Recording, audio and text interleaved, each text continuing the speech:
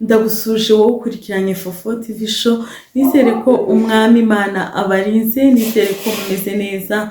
Nubwo uyu munsi bitameze neza, reka mbwira abababaye, uyu munsi ushobora kuba ubabaye ariko ejo ugaseka. Humura, nta joro ridacya, nta joro ridacya. Kandi naho bwakira gute, naho umwijima waba mwinshi gute, humura, nta joro ridacya. Nje hano imbere ya kamera, nje kukubwira ukuntu wakira ama infection. Nje kukubwira umuti inshuti yanjye, umuti ukora nukuri nyuma y'iminsi 3 uba wabonye impinduka zikomeye cyane. Wowe utarakora subscribe, mbere yuko ntangira ikiganiro kora subscribe, mukoresha na comment, tujye dukomeza tubane mu biganiro byacu. Hari ikiganiro giherutse ubwo nakoraga ku bwiza, ibintu byatuma uhorana itoto, usa neza. Nari nababwiye ibintu byo kutagira iminkanyari bituma iminkanyari igenda. Wasacinga Fofo TV show ukarebaho icyo kiganiro. Nari nakibabwiye, ndababwira ati niba mushaka ko mbarangira umuti wabakiza infection, munyandikire mubarangire. Rero hari bamwe babinsabye, comment zanyu narazibonye, abampamagaye bakabinsaba ko nabakorera icyo kiganiro. Niyo mpamvu nje hano kugira ngo mbakorere ikiganiro, kugira ngo nawe uri kubabara ubashe gukira. Reka mvuge kuri izo infection ziga zifata abagore. Hari igihe umuntu afatwa na infection ugasanga mu gitsina cye ari kokera, cyangwa se waba ubonana n'umugabo ukababara cyane ugasigara wokera, ukibaza ati se ibi bintu ni ibiki, niko n'abandi bibabaho. Uyu munsi nje kukubwira rero umuti wakoresha, kandi pe uyu muti mbabarira ukoresha nkuko ngiye kukubwira, uzakira mu cyumweru nyuma y'iminsi 3 ubundi uba wakize, kandi nta n'ikindi kintu ukoresheje, nta bintu birenze, sibyo?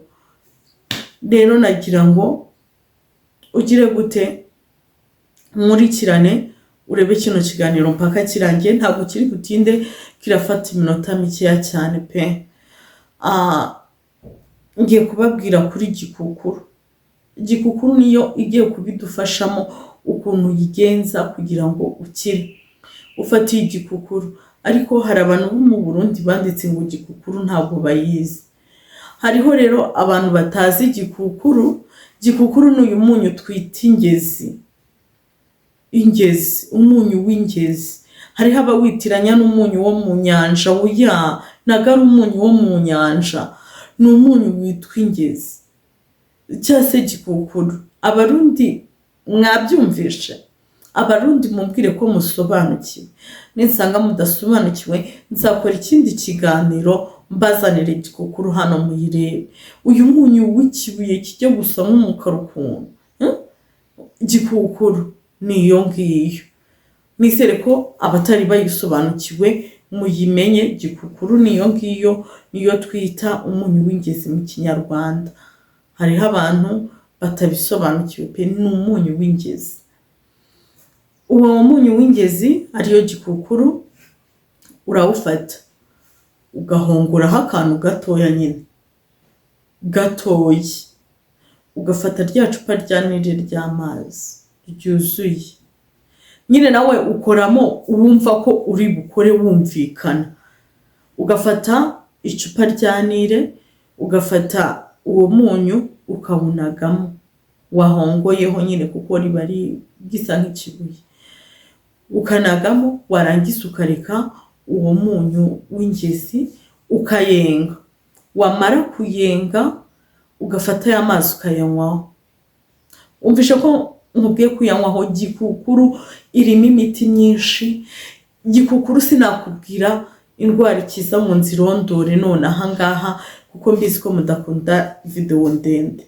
Ariko ufata igikukuru bashira mu gacupa kawe karimo amazi yuzuye, ukanywa kuri ya mazi ukumva ko igikukuru yakoze.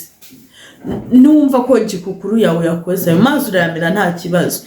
Fata ayo mazi yawe washyize mu gacupa,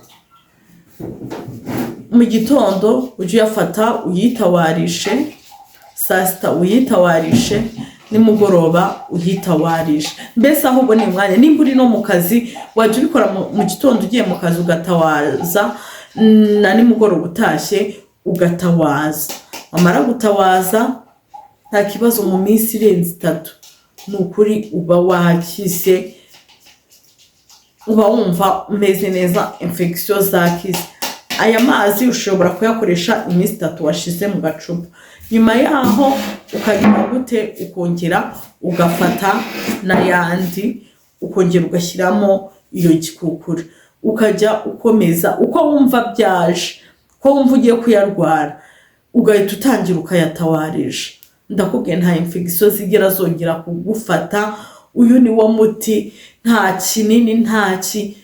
Nukuri muzabyandike muri comment abantu ndangiye uno muti, nimumara gukira niwumva ukize ibiganiro nkora uzaze wandika wati waturangiye umuti pe, kugira ngo n'abandi bajye babona ubuhamya babashe kubikoresha. Kuko igikukuru ni umuti mwiza, ni umuti wizewe nawe wakoresha. Noneho abantu mufite zino toilette zo mu nzu, izi toilette zo mu nzu murabizi, cyangwa se nimba muri mu masoko, itwaza ayo mazi mu gacupa kawe, sibyo? Itwaza ayo mazi mu gacupa kawe, nimba ugiye kujya muri ya toilette, menaho nyine, kugira ngo hari ahantu niho ababyeyi batoragura ama infection, menaho mbere yo kwicaraho. Nukuri uzaba uri kwirinda, igikukuru murabizi kikuraho umwanda. Narabibabwiye muri ya video nakoze ubushize, igikukuru ikuraho umwanda wose, izo za microbe zigapfa. Uwo ni wo muti nyawo ukoraho ku ma infection. Babarira ubikoreshe wibipinga nshuti yanjye, kuko ngiye kubwira byarankoreye, ndi umugabo wo kubihamya. Rero nawe wafata, murabizi ku babyeyi nta mubyeyi utarwara infection, ariko iyo ugiye ukoresha amazi ukumva bigiye kukwataka, hita ukoresha amazi. Ndakubwiye ngo uzaba umeze neza. Reka nsaba batarakora subscribe, mukore subscribe, mukoreshe na comment. Abantu mwifuriza ibyiza, ko babaho neza, ko bakira, boherereza ino video kugira ngo ibashe kubakiza. Murakoze, mugire umunsi mwiza. Ndabakunda, kandi ibiganiro kiraho ndabasaba ko mwajya mubireba. Mugire umunsi mwiza.